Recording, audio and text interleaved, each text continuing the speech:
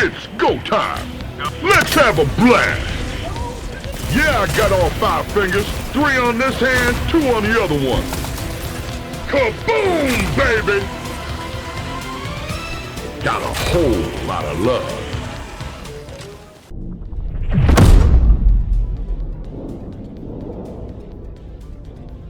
Welcome back to the channel, Helldivers. You know how in my last video I said that we need to start taking those stealth divers a little bit more seriously? Well, same goes for the melee divers. Sort of. We will circle back to that later, but in today's loadout, it seems like we're going up against the automatons a lot lately, especially because we're paving our way to Cyberstan in their blood, or their parts, I don't know. Either way, today's video is going to be focused on the bots, so let's get started.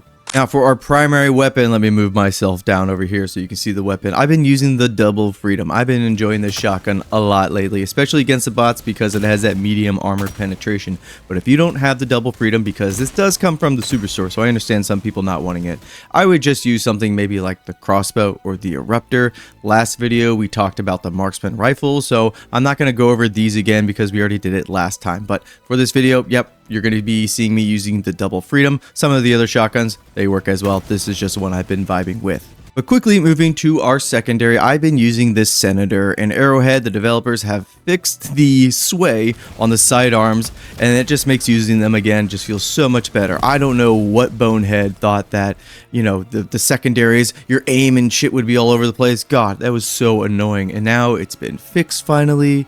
Using your secondary feels awesome, and I love bringing the Senator because it's got that heavy armor penetration, which means you can land a couple shots on a Hulk's eye and it'll take it out. So I love the Senator for that, but honestly in this secondary slot here, you can kind of take what you want. You know, the grenade pistol is always good at killing fabricators. Ultimatum, if you want to nuke factory striders, that's a good idea too. And then the Talon, this is just amazing across the board. So secondary wise, pick whatever you want. And now moving over to our throwable, we're going to stick with the thermite, get it? It's kind of funny. This is a heavy hitting grenade. It's a little limited, but man, this thing like pack a punch. Also, the pyrotech grenade, this is always good against the bots. Same with the gas grenade here as well. Now, we did get the new shield throwable grenade here. For this build, for this loadout, I don't really think this works too well with the playstyle that we're going for. Now for our armors, I'm taking something like Desert Stormer here. This is probably what you're going to be seeing mostly in the gameplay because of that fire resistance, and this is heavy armor. Between the Jet Brigade and the Incineration Corp, there's a lot of fire going on. You could just take a armor with the passive Inflammable here for more fire resistance, but a really good choice to pair with this loadout is actually the stealth armor from the last Warbond, and I didn't think these two things would work together as far as we're going to be building to be a melee Helldiver, but stealth and melee works out extremely well because it allows you to get right up close to the enemy without them detecting you, and then you can just start going to town. But we'll talk a little bit more about that later in the stratagem section. It's coming up soon, don't worry. And lastly, I usually don't talk about boosters, but I do want to point out I do think the experimental infusion pretty good for this loadout here. So if you have this booster, make sure this is on. So that was the equipment. Now moving on to the stratagem section here, and the bread and butter of this loadout is the breaching hammer.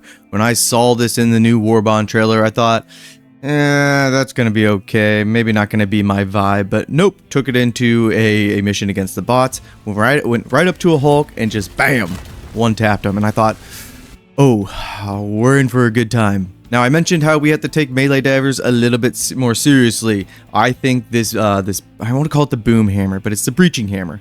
I think this breaching hammer here is like almost like S tier against the bots. Really good against the squids too, but bugs, melee, and the bugs, the terminids, I don't think they mix at all. I think you're just really going to struggle using a melee weapon consistently against the bugs. I wouldn't recommend it, but against the squids, this breaching hammer, really good too. But we're talking about the boss today, and this thing just absolutely dominates. You only get, what is it, 7 or 8 charges, or swings I should say, so we're gonna need something to compensate for that. Now you can't say compensation without the supply backpack here. This is what we're gonna be pairing with our boom hammer, or breaching hammer. I tried some of the other backpacks, something like the hover pack, the jump pack, or even the shield backpack. Guard dogs work fine as well, but I found that if I wanted to consistently use the breaching hammer, I was just running out of charges essentially. So I think the supply backpack, it is just the way to go, especially again if you want to use the breaching hammer 90% of the time. Now for our third stratagem slot, I want a range option that's kind of safe for taking out something like a factory strider.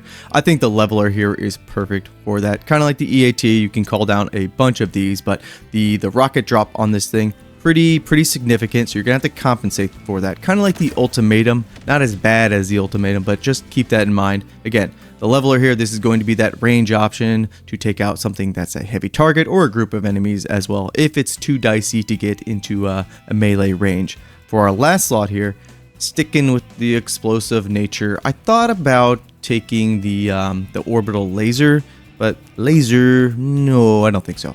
We're gonna take one of the barrages instead. Again, similar role to the laser here, where these barrages are excellent at softening up automaton bases or just destroying them outright. So you throw one of these down and then you just let it do its work, and then you just go in to clean up with your hammer or your other weapons. Now moving on over to the overview section here. How does this loadout all come together? Well, we've already alluded to it while we were talking about our stratagems, but the bread and butter is the breaching hammer plus the supply backpack. Just going in there and bonking everything. The armor that we are choosing is going to keep us alive, helps us with our survivability, so again, we can just stay in there and keep bonking. And because we're taking the supply backpack, the supply backpack, it's so boring, but it is just so effective when you have such a strong equipment and then a stratagem weapon that you're working with.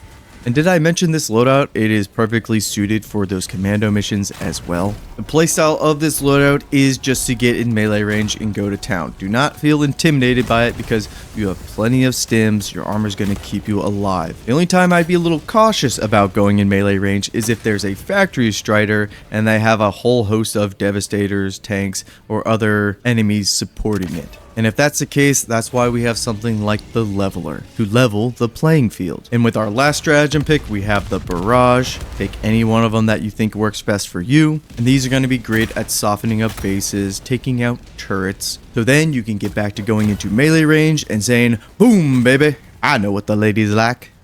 But alright y'all, that is the loadout, that is the video. Arrowhead just literally dropped a trailer for Cyberstan, introducing the cyborgs back to the automaton army. We're not at Cyberstan just yet, but no doubt this build is going to work on those missions as well. But I think we will do a dedicated loadout to Cyberstan, which will be a little bit different, probably won't be melee focused. So look forward to that, and then I think that'll be the last automaton loadout we do for a long time, because we have been focused on them for quite a while now. I'm actually enjoying them, so don't get that twisted. But loadout wise, yeah, we have been, again, a lot on the bot front. But anyways, y'all, if you have made this far, consider hitting that like and subscribe button, and I will see you next time. Peace and take care. And oh yeah, let me know what melee loadouts y'all have been running against the bots, because it's actually a really fun playstyle. Anyways, yes, I'll see you guys next time. Bye.